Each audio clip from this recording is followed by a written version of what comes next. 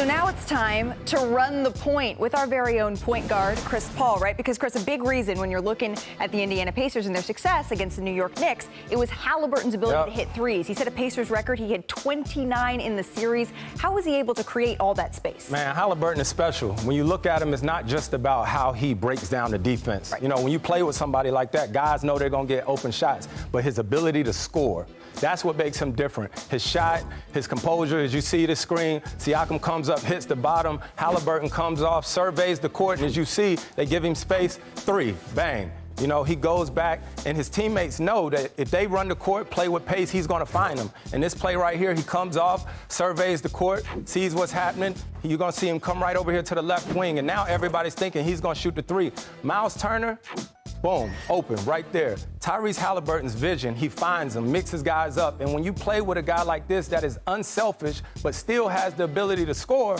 it's fun to play. That's why they play with this energy, and this is why they are such a good team. It's a little bit of like strength on strength, right? When you look at it, only Luka has scored more on switches this season, and the Celtics, they switch more than a quarter of their pick and rolls on defense.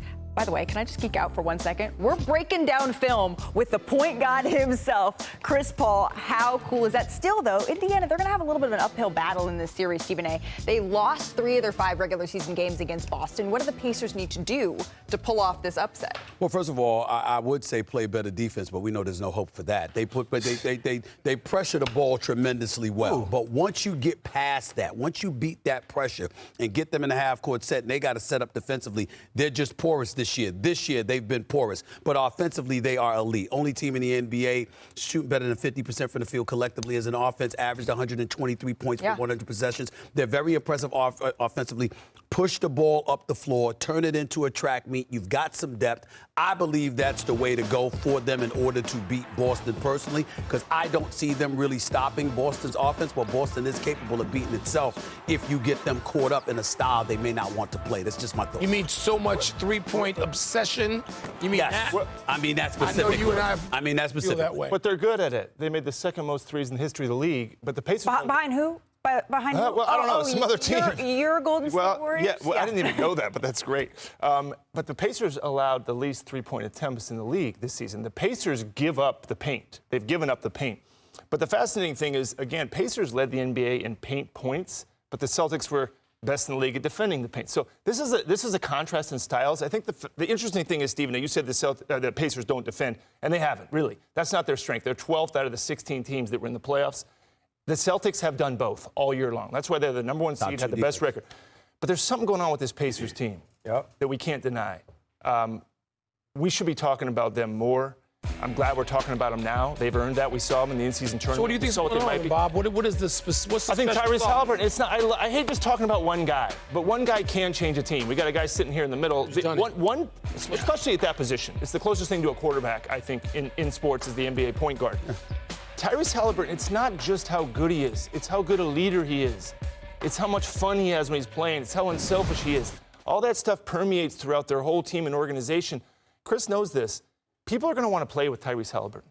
Players are going to say, I want to play with that. I already do. Look at, Pascal Siakam. Yeah, people are, but by the way, good for the Pacers. I mean, they've done a good job. They've drafted well. They've fit well. The pieces fit.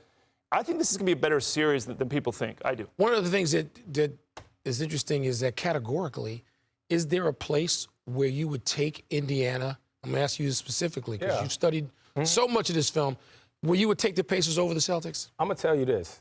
At the end of the day, the regular season does not matter right now. Okay. During the regular season, there's different matchups. There's back-to-backs.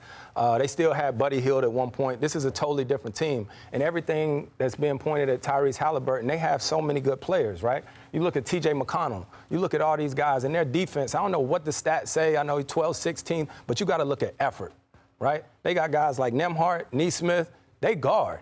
They guard, and whatever happened in the regular season is one thing. This is a total different season, and they play with an intensity that's contagious, and it's fun, and that's why in these playoffs you've seen what they've done. Anything can happen.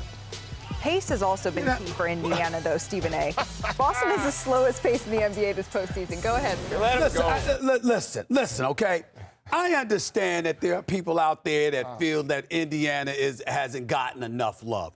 Indiana was in the in-season tournament championship game. Long time ago. Their offense was elite all year. We get that.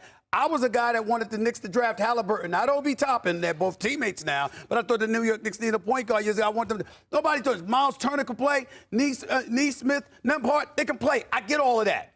But Boston is Boston. And when we look at Indiana and how porous they were defensively, I'm also going to take into consideration CP3, that luck played a role, too. I mean, how many damn people could get injured in the last series they just won? I mean, it's part of the game. Only play against when you got to play against. It's the point guards on the desk saying the same thing. Yeah, respect. No, nobody want me to bring. Nobody want to bring up luck. That luck was a part of them being here. But they say you got to have a little bit of luck to win. I agree with that. Yeah, you have to have it. I'm just saying, acknowledge it exists. That's all I'm asking. Are you okay? Have you recovered from what happened in New York? Are you okay? Are you okay? Are you He okay? can't break out in the It's been a orange couple and blue days. skies, It's been so a he couple can't break out days. to that. Jaylen Brown is going to be able to win this series.